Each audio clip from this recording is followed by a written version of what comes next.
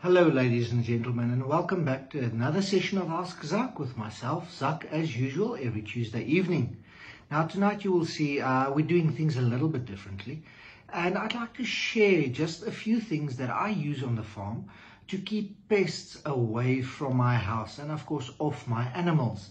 So this is a practical session. I just want to run through a few things so that you know what to look out for and what you can potentially use. Now, of course, our subject for this week is pests and pests around the house and on our animals. Now, if we kick it off and we start off with our house, how do we keep, especially this time of year with all the rain, how do we keep all the flies away?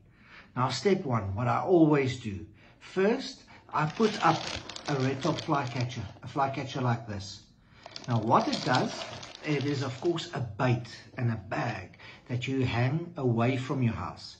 The main thinking behind this is that when the flies approach your house, they'd rather go to the bag than go to your house. And there you intercept, if I can say it like that, a few of the flies so that not as much get through to your house. Remember, we do not hang this closer than 10 meters from our house. It does smell, but the reason is to attract flies. Now, those few flies that get past this red top and get to your house, there are a few products that we can use to spray around and inside our house. Now, when we start with our house, we're going to start outside. First product that I usually use is a product like cypermethrin. Now, it is water you dilute it in water, and then you spray it all around your house. You can spray all the walls, the sides of the house.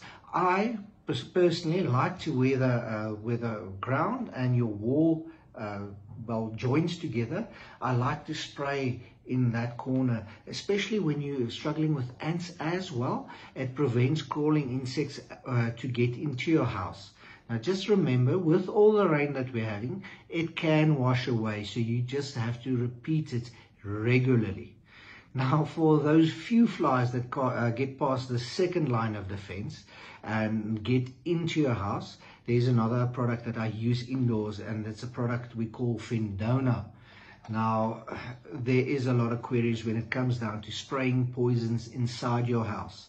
Yes, Fendona is safe to use inside the house. You just need to take note, it is still a poison. What we usually do is we remove all humans and of course all pets from inside the area that we want to spray. Because then we can spray it, let it stand a while, and then it dries. When it's dry, it is safe for you, kids, animals, anything to go into that house and move around and about, because the poison has been dried and it is safe then to enter that area.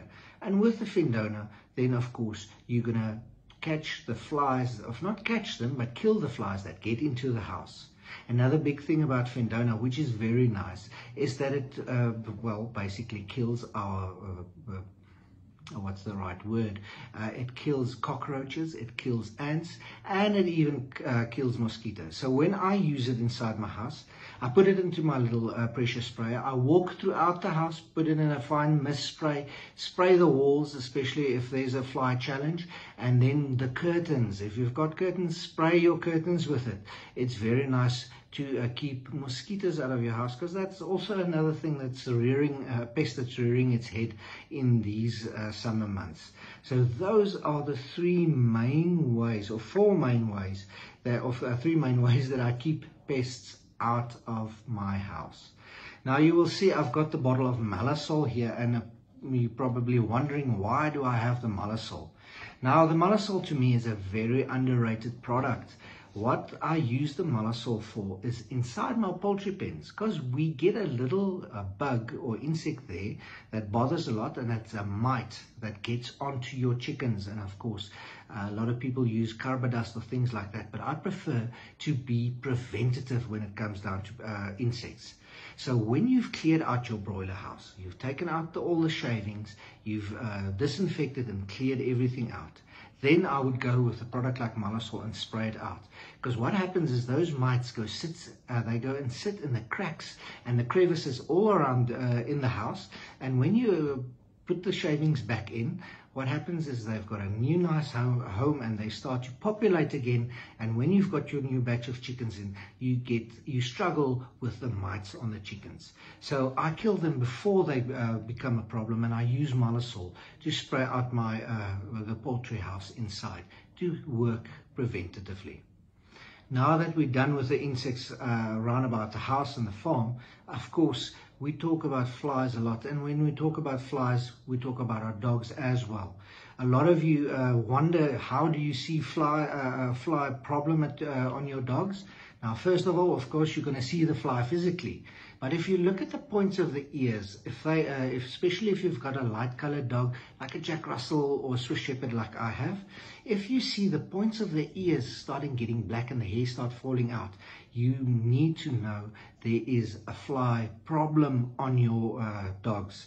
And of course, anything that irritates your animals, it hampers their performance, it works on their production, and it's altogether a very negative effect on your animal. So products that I use is something like our shoe fly spray that you can spray directly onto the ears, or if you've got more dogs and you need a little bit more, you can use something like the Buzz Off. Now, what's nice about these products, it's safe to use on your dogs. Please do not use them on cats. It's dangerous for cats. Just your dogs. And of course, you can use it on horses. And what I do typically is in the morning before I go out to work, I spray it over my dog, especially over the ears and over the rest of the animal, and it keeps flies away. But remember, our dogs are active animals. So what they do is they play through the day, they roll around, so it gets rubbed off. So later in the afternoon, when I get back home, I just reapply it. And in that way, I keep my animals free of flies. And of course, with this festive season, a lot of you will be braaiing, and you don't want flies around. So these are my main suggestions and the main products that I use around about my house to keep flies at bay, and of course a few other insects that are added into it. So from my side, thank you for this evening, and stay tuned until next Tuesday, same time, same place. Have a good evening.